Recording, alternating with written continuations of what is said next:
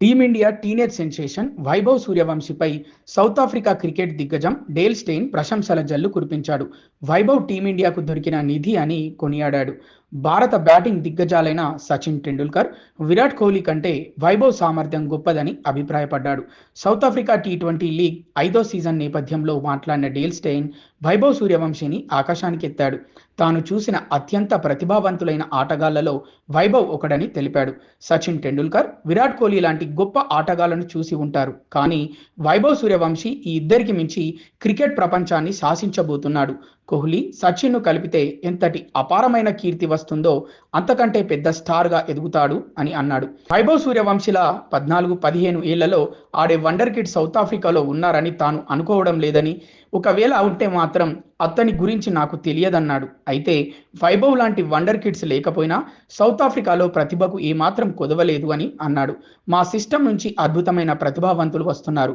School cricket సర్క్యూట్తో under-19, అండర్-15 ఆటగాళ్లు ప్రపంచానికి పరిచయం అవుతున్నారని, అయితే వైభవ్ సూర్యవంశీ స్థాయి వేరు అని చెప్పాడు.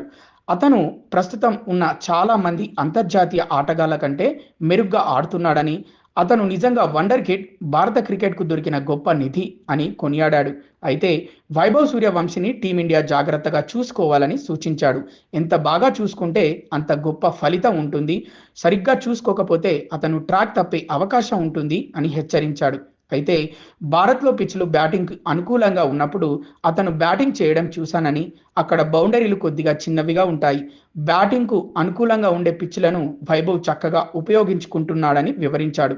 అయితే వైభవ్ సూర్యవంశీని అవుట్ చేయడానికి మార్గాలున్నాయన్నాడు.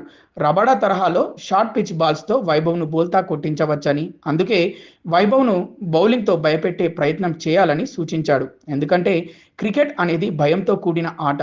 బౌలర్ను ఎదుర్కోవాలనే భయంతో మైదానంలోకి వెళ్తే తప్పులు చేస్తారు. కాబట్టి వైభవ్కు షార్ట్ బాల్స్ వేయడం అనేది మంచి ఆప్షన్ అవుతుంది అని డేల్ స్టెయిన్ చెప్పుకొచ్చాడు.